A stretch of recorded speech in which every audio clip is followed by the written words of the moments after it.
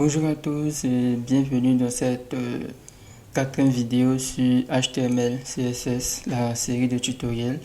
Donc aujourd'hui nous allons parler plus de comment définir des différents blocs de texte.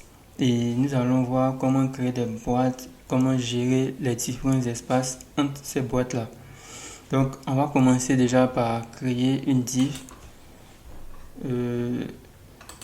Voilà, je vais mettre cette div là juste en haut après la balise body. Donc je fais div, je vais l'appeler box.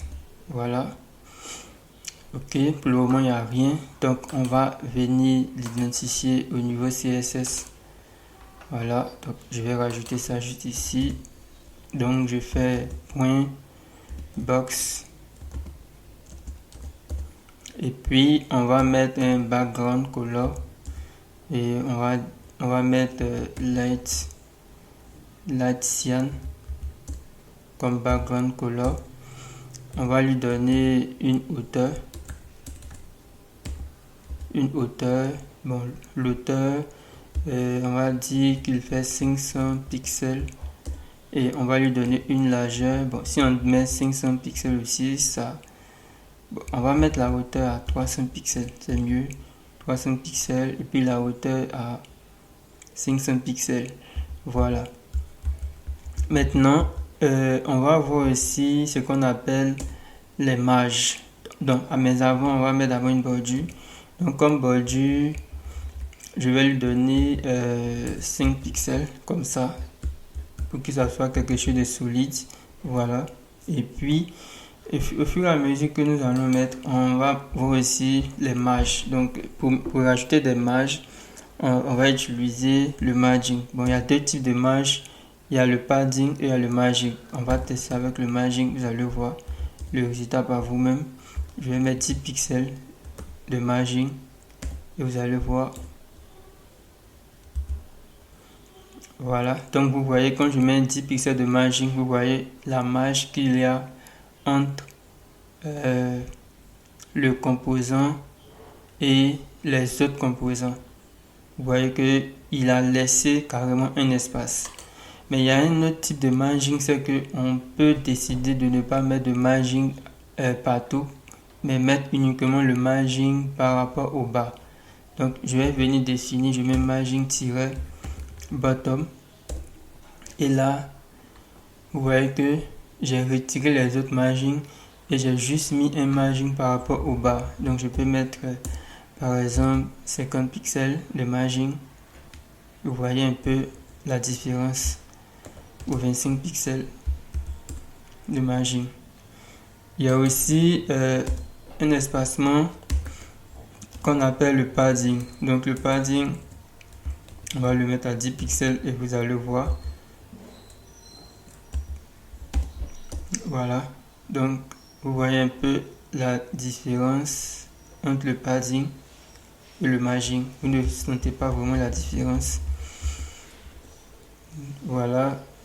Je vais mettre 16. Là, vous ne sentez pas la différence. Pourquoi est-ce que vous ne sentez pas la différence? On va mettre un élément à l'intérieur de la balise et vous allez voir. Je vais mettre lorem ipso, un test de remplissage. Et vous allez pouvoir sentir maintenant la différence. Lorsque je vais rajouter un padding à 10 pixels. Voilà. Donc, vous voyez un peu la différence entre margin et padding. Le margin, il permet de rajouter un espace en dehors du bloc. Par contre, le padding, il permet de rajouter un espace à l'intérieur du bloc. On peut mettre un padding par rapport à la gauche si on le veut bien. Là, je vais augmenter le padding gauche. Donc, je fais padding left. Et je vais lui mettre à 25 pixels. Voilà. Et puis on va mettre padding right. Et lui, je vais le mettre aussi à 25 pixels. Voilà. Donc vous voyez un peu la différence. Vous voyez un peu la différence. Et puis je peux rajouter un padding top par rapport au haut, et puis là je vais mettre 50 pixels et vous allez voir automatiquement qu'il est descendu. Voilà, donc ça ce sont des espaces. Si je décide je vais dupliquer cette box là, vous allez voir, duplique, voilà, et simplement dupliquer et vous voyez un peu le bloc. Bon, on va agrandir. Continuons avec les propriétés qui vont nous permettre de gérer l'affichage du bloc qu'on appelle display. Donc on va utiliser la propriété display et on a la propriété display inline, la propriété display inline bloc et la propriété display inline tout court. La propriété display inline, vous voyez un peu, je reviens, vous voyez un peu comment il s'affiche. Il affiche carrément du texte, il n'affiche pas vraiment des blocs, il affiche carrément du texte. Et vous voyez que c'est très moche. Par contre, il y a une autre propriété qu'on appelle display inline block. Lui, il affiche du texte et il prend en compte aussi la largeur des différents blocs. Il prend aussi la largeur, il prend en compte la largeur des blocs. Et ensuite, on a la propriété bloc qui va définir ça comme un bloc à part entière, tout simplement. Voilà un peu comment il se comporte. Et la dernière propriété, c'est display none. Quand je fais display none, vous voyez que tous les blocs ont disparu. C'est à cause de la propriété display none. Il désactive carrément le bloc. Voilà, donc on peut laisser bloc ou même on peut retirer. Par défaut, si on retire tout ça, CSS considère que il s'agit d'un bloc. Par défaut, vous voyez, le comportement ne change pas vraiment.